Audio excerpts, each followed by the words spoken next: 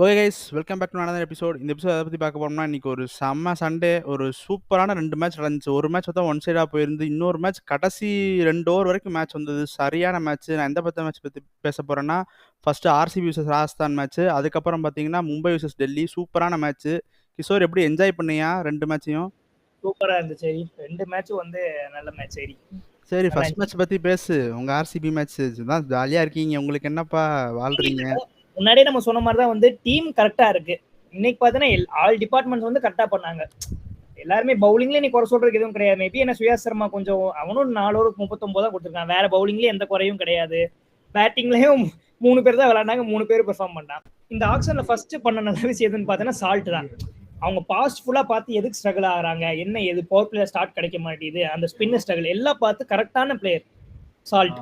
இப்போ நீ பார்த்தேன்னு வை, 2 டீமும் தோத்தது எங்கேன்னு பார்த்தேன்னு வையேன். ஆர்ஆர் பவர் பிளேயர் 40, இங்க ஆர்சிபி 65. மேட்ச் அங்கேயே முடிஞ்சு. சால்ட் ஒண்ணுதான் டிஃபரன்ஸ். இன்னொன்னு பாத்தீங்கன்னா எனக்கு ஒரு ராஜஸ்தான் சைடுல ஓவர் கான்சியஸா ஆடிட்டாங்கன்னு என்னமோ ஃபீல் ஆகுது. ஓகே, பிட்ச் வந்து ஸ்லோவா தான், இல்ல அக்ரி பண்ணிக்கிறேன். But Hari impact player over கான்சியஸ்னா என்ன மாதிரி சொல்றேன்? எனக்கு தெரிஞ்ச சஞ்சு சாம்சன் மட்டும் தான் ஒழுங்கா ஹிட் பண்ணல, மிச்ச எல்லாருமே அந்த ஒரு ஓவர் கான்ஃபிடன்ஸ், ஓவர் கான்ஃபிடன்ஸ் சொல்ல, ஓவர் கான்சியஸ். அதான் நான் என்னன்னு கேக்குறேன். ஓவர் கான்சியஸ் எப்படி சொல்றேன்? 4 விக்கெட் தான் போயிருக்கு உனக்கு, 170 அடிச்சிருக்க. இன்னும் உனக்கு வெளியே ஒரு 3 பேட்ஸ்மேன் இருக்காங்க ஹரி. இது நிதிஷ் ராணா நீ கடைசில தான் வர. நீ என்ன பண்ணிருக்கணும், ஒன் டவுன்லயே நீ நிதிஷ் ராணா வரங்கி ஹிட்டிங் பண்ணிருக்கணும். அடிச்ச பிட்ச் ஸ்லோவா இருக்குன்னு நீ வர ரொம்ப எல்லாம் ஸ்லோவா போக முடியாது ஹரி. அவங்க டீம் ஸ்ட்ரைக் ரேட் நான் படிக்கிறேன். ஜெய்ஸ்வால் பார்த்தா 160 ஸ்ட்ரைக் ரேட். ஓகே, ஒரு ஆள் அந்த மாதிரி தான் ஆடி ஆகணும். சாம்சன் வந்து 78, ரியான் பராக் 130, ஜூரல் 150, அதுக்கடுத்து ஹெட்மேயர் 112. ஸோ இதுல யாருமே அந்த 200 ஸ்ட்ரைக் ரேட் எங்கேயுமே அடிக்கல. ஒரு 180 பக்கம் கூட போல. மேபி அதை அடிச்சிருந்தா கேம் இன்னும் கொஞ்சம் க்ளோஸா போயிருக்கும். அதுதான் நான் சொல்ல வரேன். ரொம்ப கொஞ்சம் பிச் இவ்வளவுதான், ஆவரேஜ் பார் ஸ்கோர் அடிக்கலாம் அப்படின்னு ஆடிட்டாங்கன்னு நான் ஃபீல் பண்றேன். அதுவும் இல்லாம ஆர்சிபி பவுலர்ஸ் எக்கானமியா நல்லா போட்டாங்கடா. எனக்கு 3 ஃபாஸ்ட் பவுலருமே பார்த்தா கன்னா போட்டாங்க. பவர் பிளேல பெருசா ரன்னே லீக் பண்ணல. கடைசி ஒரு ஓவர் மட்டும் எடுத்துட்டோம்னா மித்த எல்லாமே சூப்பரா போட்டாங்க. அதுவுமே ஒரு பெரிய ஒரு பிளஸ் தான். பவுலிங்குமே நல்ல பிளஸ் போட்டாங்கன்னு. அப்பனே நல்லா போட்டு விக்கெட் ஆச்சு விட்டுருக்கலாமே. நீ விக்கெட்டையும் சேவ் பண்ணிட்டு 170 அடிக்கிறது மேபி எனக்கு அது ஃபீல் பண்றேன். ஒரு 20 ரன் சேர்த்து ட்ரை பண்ணிருக்கலாம் அப்படின்னு சொல்லிட்டு. பட் இன்னைக்கு ராஜஸ்தான் பவுலிங்கும் பெருசா கிளிக் ஆகல. என்ன நினைக்கிற இன்னைக்கு ராஜஸ்தான் பவுலிங்? இல்ல, ஆர்ச்சர் பார்த்தீங்கன்னா ஃபர்ஸ்ட் ஓவர் செம ஓவர் போட்டான், ஃபுல்லா இன்ஸ்விங். அது சால்ட்னு ஒருத்தர் இருக்கும்போது அப்படி டேக் ஆன் பண்றான். நீ அதே இன்ஸ்விங் தான் போட்டான். ஸ்டெம்ப் இங்கிட்டு வந்துட்டு ஃபுல்லா ஆஃப் சைட் ஸ்டெம்புக்கு வந்துட்டு அப்படியே தூக்குறான் ஃபைனல் இருக்கு. அங்கிருந்து ஆர்ச்சரோட மொமெண்டம் போனோடனே மெயின் பவுலர் அடி வாங்கினோடனே வேற யாருக்கும் எதுவும் போட முடியல. கேம் பிளான் சூப்பரா பண்ணாங்க. சால்ட் அடிச்சிருக்க விராட் கோலி அப்படியே ஆங்கர் பண்ணான். சால்ட் அவுட் ஆனோடனே விராட் கோலி அடிக்க ஆரம்பிச்சோடனே படிக்கல் கொஞ்சம் டைம் எடுத்தாங்க. கடைசியில் 2 பேர் அடிச்சு ஈஸியா முடிச்சிட்டாங்க ஒரு 3 ஓவர் முன்னாடி. அப்புறம் எனக்கு இன்னொரு டவுட், இந்த ராஜஸ்தான் ராயல்ஸ்ல வந்து இம்பாக்ட் பிளேயர் குமார் கார்த்திகே வந்திருக்கான். அதுவும் அதை நிறுத்தி இன்னைக்கு அது உனக்கு ஓகேவா, இல்ல வேற யாராச்சும் இம்பாக்ட் பிளேயர்ல கூட்டு வந்திருக்காங்க? வேற யாரும் வந்தாலும் இதான் வேற இருந்த ஆப்ஷன் குமார் கார்த்திக் ஸ்பின் எடுக்குது, பிச் ஸ்லோவா இருக்குன்னு சொல்லி ஸ்பின்னுக்கு எடுத்து வந்திருக்காங்க. பட் யாரு வேற ஏற்கனவே உனக்கு எத்தனை ஃபாஸ்ட் பவுலர், 3 ஃபாஸ்ட் பவுலர் இருக்காங்க. 4 ஃபாஸ்ட் பவுலர் வச்சு ஆட முடியும்.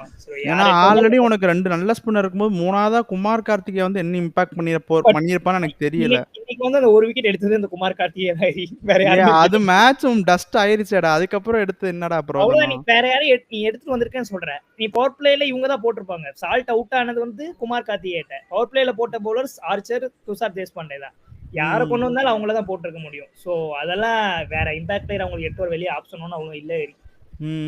சரி, பட் ஆனால் எப்படியோ ஆர்சிபி பார்த்தா ஒரு ஸ்ட்ராங்கான டீம் இருக்கு. அந்த ஓப்பனிங் மட்டும் அவங்களுக்கு கிளிக் ஆயிருச்சுன்னா அவ்வளோதான். இந்த டேல வந்து ஆர்சிபி அடிக்க முடியாத லெவலில் இருக்காங்க. ஏன்னா கோலியுமே சூப்பராக ஆடிடுறாரு, சுச்சுவேஷனுக்கு தகுந்த மாதிரி கரெக்டாக ஆடிடுறாரு. படிக்கலோட ஃபார்ம் வந்து ரொம்ப இம்ப்ரெசிவா இருக்கு. அவன் வந்து இப்பெல்லாம் கட்டையை போடாம அவன் எல்லா பாலும் அட்டாக் பண்ண பாத்துறான். அதுதான் சொல்றதோட இன்டென்ட் தான். நீ சொன்ன பாயிண்ட்ஸ் வேலிடான பாயிண்ட். இன்டென்ட் பாத்தீங்கன்னா எல்லா மேட்சும் அவன்கிட்ட இருக்கு, நான் அடிக்கதான் போறேன், அதான் ரோல்னு சொல்லிட்டு கரெக்டா இருக்கு.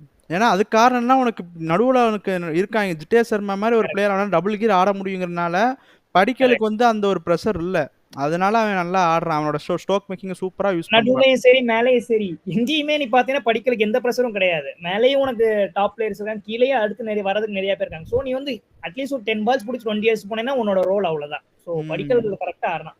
ஓகே. ஆர்சிபிக்கு வந்து ஒரு நல்ல சைன் தான். இந்த வட்டம் ஒரு செமையான ஆப்பர்ச்சுனிட்டி இருக்கு அவங்களோட கனவ நனவாக்குறதுக்கு. சரி, ஓகே, நம்ம அடுத்த மேட்ச் பத்தி பேசுவோம். மும்பை விசஸ் டெல்லி. இது வந்து எப்படின்னே சொல்ல தெரியல. ஒரு கட்டத்துல கருண் நாயர் தனியா டாமினேட் பண்ணிக்கிட்டு இருந்தான். எல்லா இந்தியன் பவுலர்ஸையும் போட்டு வா வா நான் அடிக்கிறேன் இன்னைக்கு ஏன்டேன்னு அடிச்சுக்கிட்டு இருந்தான். பட் ஆனா கடைசியில அந்த எக்ஸ்பீரியன்ஸுங்கிறத புல் பேக் பண்ணிட்டாங்க. அந்த மேட்ச் பத்தி சொல்றா. சூப்பரான மேட்ச் ஏறி அது நல்லா பண்ணாங்க. பட் எனக்கு திருப்பி திருப்பி எம்ஐ அந்த ஒரே மிஸ்டேக் பண்றது என்னால வந்துட்டு அதை இதே பண்ண முடியல.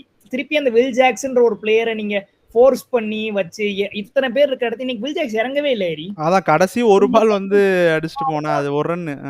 சரி, நம்ம ப்ரிவியூலே பார்த்தீங்கன்னா ஒரு 11 சொல்லியிருப்போம். அதுல ஃபர்ஸ்ட் இந்த மும்பை எப்பயுமே 3 ஃபாரினர் வச்சு தானே விளையாடுவாங்க. ஏன் வந்து 4 ஃபாரினர் அனௌன்ஸ் பண்றாங்கன்னு எனக்கு புரியவே மாட்டேங்குது.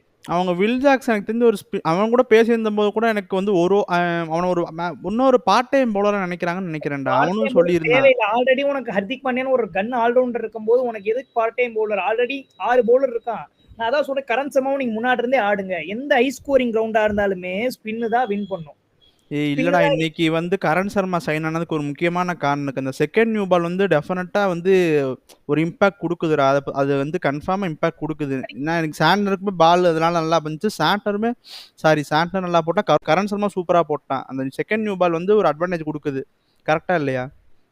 அது ஓகே, பட் நான் என்ன சொல்றேன், கரண் சர்மா வந்து ஏற்கனவே நான் ப்ரிவியூலே சொல்லியிருந்தேன், சின்ன கிரவுண்ட்ல ஆடி பழகின வந்தா சின்னசாமி கிரவுண்ட்லேயே 2 வருஷம் போட்டுறதுதான். ஸோ அவனுக்கு எக்ஸ்பீரியன்ஸ் கொஞ்சம் அதிகமா இருக்கு. உன் டீம் இதா இருக்கும்போது நீ கரண் சர்மா ஒரு ஆள் வச்சுன்னா அவன் ரன்ஸ் போக தான் செய்வான். பட் அந்த கீ விக்கெட்ஸ் எடுத்துற முடியும். இன்னைக்கு அவன் எல்லாருமே அக்ராஸ் ஆட போய் ஆடப்போய் ஆனானுங்க. அதுதான் ப்ளீஸ். எனக்கு அந்த வில் ஜாக்ஸ் எனக்கு புரியல அது என்ன இதுன்னு. ஒன் டவுன்ல வச்சு யாரு இன்னைக்கு ஆர்டர் சூப்பரா இறக்குனாங்க. ஒன் டவுன்ல சூரியகுமார் வந்தா, அதுக்கு அடுத்து திலக்குமார். இப்போ அவங்க 2 பேரும் ஸ்கோர் பாரு. சூரியகுமார் 40, திலக்குமார் 50. இதுதான் நான் சொல்றேன். இங்க இது இப்போ நீ யோசிச்சு பாரு. அவங்களுக்கு அந்த எக்ஸ்ட்ரா நான் என்னை பொறுத்த வரைக்கும் இந்த மாதிரி சின்ன கிரவுண்ட்ல ஃபர்ஸ்ட் பேட்டிங் கொடுத்தீங்கன்னா 200 அடிக்கூடாது. 220 அடிக்கிறதா வந்து வின்னிங் ஸ்கோர். அந்த இப்போ 200 வந்து அந்த மிடில் ஆர்டர் ஹிட்டிங் இல்லாதனால தான் 200 வந்து நான் கடைசியில நமந்தீர் மட்டும் அடிச்சுட்டு இருந்தேன். அந்த இடத்துல நீ ஒரு பெவன் ஜேக்கப்ஸ் மாதிரி ஒரு ஆள் வச்சு பாரு. அடிக்கிறான்னு அடிஸ் பெவன் ஜேக்கப்ஸ்னா வந்து நமந்தீருக்கு முன்னாடியே வந்திருப்பாங்கன்னு சொல்றியா? அப்ப கரெக்ட். கடைசியில வந்திருக்கலாம்னு சொல்றேன். நீ ஜாக்சன் ஒரு பால் ஆட வைக்க அந்த இடத்துல நீ வந்து வேற யாராவது ஆட வைங்க அப்படின்னு சொல்றேன். ஜேக்கப்ஸ் அந்த பிளேஸ் தான் காலியா இருக்கு. ஒரு மிடில் ஆர்டர் பேட்டர் ஜேக்கப்ஸ் ஆடிங்கன்னு சொல்றேன். இல்லாட்டி 3 ஃபாரினர் அனௌன்ஸ் பண்ணாம ஏர்லி விக்கெட்ஸ் போனா ஜாக்சன் முன்னாடி இறக்கிக்கங்க. அப்படி போகாட்டி பெவன் ஜாக்கப்ஸ் இருக்கு. அப்படி அந்த பேட்டிங்கும் தேவைன்னா பவுலிங் எக்ஸ்ட்ரா ஒரு ஃபாரின் பவுலர் முஜிபுர் ரஹ்மான் அந்த மாதிரி ஸ்பின் எடுத்துக்கங்க. நீ சொல்ற இந்த பாயிண்ட் வந்து கரெக்ட்னு தோணுது. ஆமா, அந்த மாதிரி கூட பண்ணிக்கலாம். அவங்களுக்கு என்ன அப்படி ஃபாரினரை டிபெண்ட் பண்ணி இருக்கணும்னு அவசியமே கிடையாது. மும்பை இந்தியன்ஸ் பொறுத்தவரைக்கும் ஜாக்ஸ்க்கு இடம் இல்ல. ஜாக் சூப்பர் பிளேயர், கன் பிளேயர், நானும் ரொம்ப பேக் பண்ணுவேன். பட் இந்த டீம்ல இறக்க முடியாது. ஜாக்ஸ்க்கு இடம் இல்ல. ரோஹித் சர்மா உனக்கு ரிக்கல்டன் விக்கெட் கீப்பர் இருக்கும்போது வேற எதுவுமே பண்ண முடியாது. ஒண்ணு 3 ஃபாரினரோட போறதா ஃபியூச்சருக்கு பெஸ்ட்.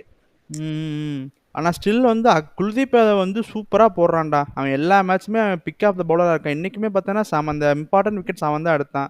இன்னைக்கு டெல்லி பவுலிங் நினைக்கிறேன் அவங்க ஏதாச்சும் பண்ணிருக்கணுமா? இன்னைக்கு ஸ்டார்க்குமே அடி வாங்கின மாதிரி 3 ஓவர் தான் போட்டிருக்கான். அவங்க வந்து நல்லாவே ரெஸ்ட்ரிக்ட் பண்ணாங்க. அவங்களுக்கு டெல்லியோட ஸ்ட்ரென்த் பார்த்தீங்கன்னா நீ சொன்ன ஸ்பின் தான் ஏறி. விப்ராஜ்னு ஒருத்தன் வந்து அவனுமே இந்த சீசன் சூப்பரா போறான். இன்னொன்னு அக்சர் பட்டேல். அதுக்கடுத்து வந்து உனக்கு குல்தீப் யாதவ். இந்த 3 கன் ஸ்பின்னர்ஸா இருக்காங்க. விப்ராஜ் வேற லெவல் லென்த் போறான். ரோஹித் சர்மா வந்து அந்த லென்த்தே கொடுக்கல. ஃப்ரண்ட் ஃபுட்லயே ஆட முடியல, பேக் ஃபுட்லயே ஆட முடியல. கடைசியா ஸ்வீப் அக்ராஸ் ஆட போய் தான் அவுட் ஆனாரு. So bowling okay. ஸ்டார்க்கு வந்து ஓகே, அது எப்பயுமே இப்படிதான் ஆகுது. ஸ்டார்டிங்ல ரன்ஸ் லீக் பண்ணிட்டு கடைசியில கண்ட்ரோல் பண்ணிட்டு பவர் பிளே என்னன்னு தெரியல. கடைசி ஒரு 3 மேட்சா ஸ்டார்க்கு அடிச்சிடறாங்க. ஃபர்ஸ்ட் ஓவர் நல்லா போடலாம், 2வது ஓவர்ல ஒரு 20 ரன் ஓவர் டார்கெட் பண்ணிடுறாங்க. ஸோ இங்கிட்டு ஒரு பெரிய பவுலர் அடி வாங்கின மாதிரி இங்கிட்டு பார்த்தா பும்ரா போட்டு கருணையே காட்டல. என்னடா இந்தியாஸ் பெஸ்ட் பவுலரான இருந்துட்டு போன மாதிரி பொலர்ப்பா அடிச்சான். அவங்க செகண்ட் இன்னிங்ஸை பத்தி பேசுறா. செமையா இன்னிங்ஸ் வந்து கருண் நாயரை பத்தி மெயினா பேசணும். அது வந்து ஒரு கிளியர் இன்டென்ட். அவன் யோசிச்சுதான் அறிகிறோம். ஏற்கனவே எல்லா விஜயசாரை பார்த்தா எக்கச்சக்கமான ஆவரேஜ், ஸ்மாட்ல பார்த்தீங்கன்னா அவ்வளவு ஆவரேஜ், ரஞ்சி டிராபில பார்த்தீங்கன்னா அவ்வளவு ஆவரேஜ். வேற ஆப்பர்ச்சுனிட்டி சர்ச் பண்றான். இன்னைக்கு என்ன ஆப்பர்ச்சுனிட்டி உனக்கு இருக்கிற? பும்ரா அந்த வேர்ல்ட்ல நம்பர் 1 பவுலர். அவன் அடிச்சுன்னா அட்லீஸ்ட் வந்து அவங்க பார்க்க தான் போறாங்க. யார் இவன் பும்ரா வைத்தன 9 பால்ஸுக்கு 28 ரன்ஸ் பும்ராவை. இது வந்து எனக்கு யாருமே பண்ணதில்லை. பும்ராவே ஒரு எக்ஸ்பென்சிவா போனதே இல்ல. டார்கெட் பண்ணணும், நான் டார்கெட் பண்ணாதான் அங்க கேட்கும்னு சொல்லிட்டு கிளியரா இன்டென்ட், கான்ஃபிடன்ஸ் பார்த்தேன். ஒவ்வொரு ஷாட்லயும் அவ்வளோ கான்ஃபிடன்ஸ். சரி இல்ல, அவனுக்கு முன்னாடியே தெரிஞ்சிருச்சுல பும்ரா வந்து இன்கமிங் தான் போட போறான், ஸ்டெம்புக்கு தான் போட போறான். கரெக்டா அதுக்கு தகுந்த மாதிரி பொசிஷன் ஆயிட்டு அந்த இன்சைட் அவுட் சூப்பரா அடிச்சான்டா ஷாட். சரி கேம் பிளே. அது வந்து ஸ்டாண்ட் அவுட் இன்னிங்ஸா இருந்துச்சு. கருண் நாயர் கான்ஃபிடென்ஸா எனக்கு புரிஞ்சிருந்துச்சு.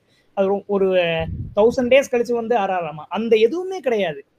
அவ்வளோ இன்டென்ட், அவ்வளோ கான்ஃபிடன்ஸ் டீமுக்கு. அதுவும் இல்லாம இன்னொரு நியூஸ் கேள்விப்பட்டேன். அதாவது இந்த சீசன் ஸ்டார்டிங்ல வந்து கருண் நாயர் என்ன சொல்லியிருக்காங்கன்னா, உன்னை வந்து ஸ்கீம் ஆஃப் திங்ஸ்லயே வந்து இல்லைன்னு மாதிரி சொல்லியிருக்காங்க. அப்படி ஒரு லெவல்ல இருந்து இப்படி ஆடுறதுலாம் வந்து சத்தியமா ஒரு இன்ஸ்பிரேஷனா தான் இருக்குது. அதனாலதான் இந்த அடி பும்ராவே நடிப்பேன் அப்படின்னு சொல்லிட்டு. இன்னொன்னு டெல்லியில நீ கேட்டேன்னு வையேன், இந்த ஓப்பனிங்ல ஒரு எல்லா மேட்சும் வந்து ஈசி விக்கெட் ஓசி விக்கெட்டா ஒண்ணு போயிட்டு இருக்கு ஜேக் ஃப்ரேசர் மெகருக்கு. அது என்னன்னே அதுக்கு நீ கருண் நாயர் நான் என்ன பண்ணுவேன் தெரியுமா? இப்ப கருண் நாயர் அடிச்சா கருண் நாயரும் ஃபாஃப் ரெடி ஆயிட்டேன்னா ஃபாஃப் ஓப்பனிங் போட்டுட்டு டானவன் ஃபெரேரோ மிடில் ஆடிடுவேன். நான் டானவன் ஃபெரேரா ஓப்பனிங் போடலாமே, அவனும் அட்டாக்கிங் பிளேயர் தானே. அதுக்கு பேசாம டானவன் ஃபெரேரா 4 டவுன் 5 டவுன்ல சூப்பர் பிளேயர். கொஞ்சம் மிடில் ஆர்டர் ஸ்ட்ரென்தன் பண்ணிக்கலாம்னு சொல்றேன். இல்ல ராகுல கூட ஓப்பனிங் பண்ணிருங்க. ஆமா, அவனுமே இப்ப சூப்பரா தான் போறான். அவன் ஆடுறான், அவனையுமே ஆட வைக்கலாம் பேசாம. ரேசருக்கு இவ்வளவு சான்ஸ் போதும்னு தோணுது. ரொம்ப ஈஸியா ஆடுற லெத்தாஜிக்கா சும்மா போன சீசன் கிடைச்சிது, ரொம்ப ஈஸியா பேட்டுக்கு வந்து இந்த தாட்டி அப்படியே நினைச்சா முடியும் மாதிரி வேற எங்கேயுமே. கடைசி வந்து 30 இன்னிங்ஸ் சரி 5 இன்னிங்ஸா வந்து பவர் பிளேவே தாண்டி விளையாடி இருக்காராம் ஜேக் ஃப்ரேசர். இந்த போன சீசன் அவன் நல்லா ஆடி இருக்கான் டெல்லிக்கு, அதனால அவனை பேக் பண்றாங்கடா. ஆனா இனஃப்னு சொல்றேன், அவ்வளவுதான். டெல்லிக்கு அது ஒரு பாயிண்ட் இருக்கு. என்ன பண்ணிடுறாங்க, அவனுக்கு வரணும் நல்லா குத்தி ஏத்தி போட்டுறாங்க. எக்ஸ்ட்ரா பவுன்ஸ்ல டிசீவ் ஆயிடுறான். எல்லா மேட்சுமே பாக்குறேன் அவன் எக்ஸ்ட்ரா பவுன்ஸ்ல டிசீவ் ஆகி அப்படியே மேல தூக்கி அடிச்சிடறான், அப்படியே கேட்ச் பிடிச்சிடறானுங்க. அதுதான் இந்த மேட்சுமே அதான் நடந்திருக்கு. இன்னொரு பாயிண்ட் வந்து எம்ஐயோட கம்பேக் டோட்டலா வந்து கேம் அவே போயிடுச்சு, அவ்வளவுதான். நீ 10 ஓவர் பார்த்தீங்கன்னா 11 ஓவர்ஸ் 138 போயிடுச்சு, ஒரு விக்கெட் தான். அதுக்கடுத்து சரியான இது அது ரோஹித் சர்மா வெளியே வந்து ஒரு கேம் சேஞ்சரா எங்க இருந்தாலும் நான் தான் கேப்டன்ற மாதிரி சொல்லிக்கிட்டே ஸ்பின் எனக்கு கரண் சர்மா போடுன்னு சொல்லி அது எண்டு முதற்கொண்டு சொல்றான்டா. இந்த எண்ட்ல இருந்து போடாத அந்த எண்ட்ல இருந்து மாத்து, எண்டு முதற்கொண்டு சொல்லி உனக்கு கொடுக்கறான்டா. அதான் சீனியர் பிளேயர். அதான் சொல்றேன், ரோஹித் சர்மா இம்பாக்ட் பண்ணாதீங்க, வேற யாரா பண்ணுங்க, உள்ள இருந்தே ஆட வைங்க. நல்ல ரோஹித் சர்மா இவ்வளவு சீனியர் எதுக்கு நீங்க இம்பாக்ட் பண்ணணும்? உள்ள இருந்தா இன்னும் கொஞ்சம் உங்களுக்கு ஐடியா வரும்ல. இம்பாக்ட் பண்றதுக்கு ஆள் இல்ல. ஆனா எக்ஸ்பெக்ட் பண்ணலடா, போல்ட் இப்படி செம்ம நெய்லிங்கா போடுவான். அந்த சரியான ஷட் டவுன் ஓவர். ஆமா, அதுதான் மெயின். நீ யோசிச்சு பாத்தீங்கன்னா அந்த சிச்சுவேஷன்ல 6 பாலும் யாக்கர், அது பின் பாயிண்ட் யாக்கர். நீ பும்ரா கூட ஆஃப் த மார்க் நிறைய பால் போச்சு, யாக்கர் ட்ரை பண்ணி நிறைய பால். ஆமா, நிறைய ஃபுல் டாஸா போச்சு. அவனுங்க ரிவர்ஸ் ஸ்வீப் அடிக்கிறானுங்க, ஸ்விட்ச் என்னமோ அடிக்கிறானுங்க. பும்ராக்கு ஒண்ணுமே புரியல இன்னைக்கு. அவன் டே இல்ல எனக்கு தெரிஞ்சு பும்ராக்கு. இல்ல அவன் எக்ஸ்பெக்ட் பண்ணாரு கருண் நாயருக்கு ஒரு 2 பால் நல்ல பால் தான், ஒரு பால்லாம் விப் பண்ணி அடிச்சான். ஷார்ட் ஆர்ம் ஜாப் மாதிரி ஒரு பால் 6 ஹர்திக் பாண்டேவே கிளாப் பண்ணாரு. ஆமா ஆமா, அந்த ஷாட்ல வந்து ரொம்ப கஷ்டம் பும்ராவை அப்படி அடிக்கிறதெல்லாம். பட் பரவாயில்ல, நல்ல ஒரு ஃபைட்டா தான் இருந்தது. ஆனா நீ சொன்ன மாதிரி பண்ணணும் எனக்கு தெரிஞ்சு. இப்ப இவன் இருந்த ஃபேசர் மக்கருக்கு இல்லாதனால ஒரு மிடில் ஆடுறதுனால மிடில் ஆர்டர்ல ஒரு எக்ஸ்ட்ரா பேட்ஸ்மேன் ஆட வைக்கலாம். ஏன்னா பார்த்தா இப்ப ஒரு பேட்டர் ஷார்ட் மாதிரி தான் தெரியுது, அப்படிதான் நினைக்கிறேன் இல்லையா? ஆமா, அதான் சொல்றேன் நானும். அவங்க மிடில் ஆர்டருமே பார்த்தேன்னு வைங்க, டேலண்ட்னு பார்த்தா விப்ராஜன் செம டேலண்ட், அஸ்தோஸ் செம டேலண்ட், நீ ஸ்டப்ஸும் பார்த்தீங்கன்னா சரியான டேலண்ட். அவங்க எல்லாரும் ரொம்ப எக்ஸ்பீரியன்ஸான்னு கேட்டால் கிடையாது. ஸ்டப்ஸும் இப்போதான் வளர்ந்துட்டு வந்துட்டு இருக்கான், அஸ்டோஸும் அதே மாதிரி தான், விப்ராஜும் அதே மாதிரி தான். ராகுல நம்பிதான் இருக்கு. நீங்க ராகுல் வந்து ஒரு தப்பான ஷாட்டர்னா என்ன ஆச்சு? அவங்களால வந்து ரொம்ப ஹை பிரஷர்ல இது பண்ண முடியல, எல்லா மேட்சும் இது பண்ண. சோ வந்து ஒரு எக்ஸ்பீரியன்ஸா கொண்டு வரலாம். அது ஒரு வீக்னஸ் இருக்கு டெல்லிக்கு. பட் ஓகே, அவங்க சூப்பரா விளையாடுறாங்க.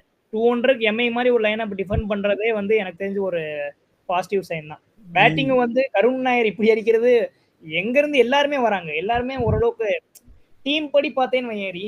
எங்க இருந்து புது புது பிளேயர்ஸ் வராங்க. அஸ்டோஸ் ஒரு மேட்ச், விப்ரஜ் ஒரு மேட்ச், எல்லாருமே. அபிஷேக் போற கன்சிஸ்டன்ஸா இருக்காரு. அதுக்கு வேற லெவல் ஃபார்ம்ல இருக்கான். சோ ஓகே, அவங்க டீமும் நல்லா தான் இருக்கு. ஓகே, நாங்க பாயிண்ட்ஸ் எல்லாம் சொல்லியாச்சு. நாங்க பாயிண்ட்ஸ் மிஸ் அவுட் பண்ணிட்டோம்னா அதை நீங்க கமெண்ட்ஸ்ல சொல்லுங்க. ஸோ வீடியோ பார்க்குறவங்களாம் மறக்காம லைக் பண்ணுங்க, ஷேர் பண்ணுங்க, கமெண்ட் பண்ணுங்க. மறக்காம சப்ஸ்கிரைப் அழுத்தி பெல் ஆல்ல போட்டுக்கோங்க.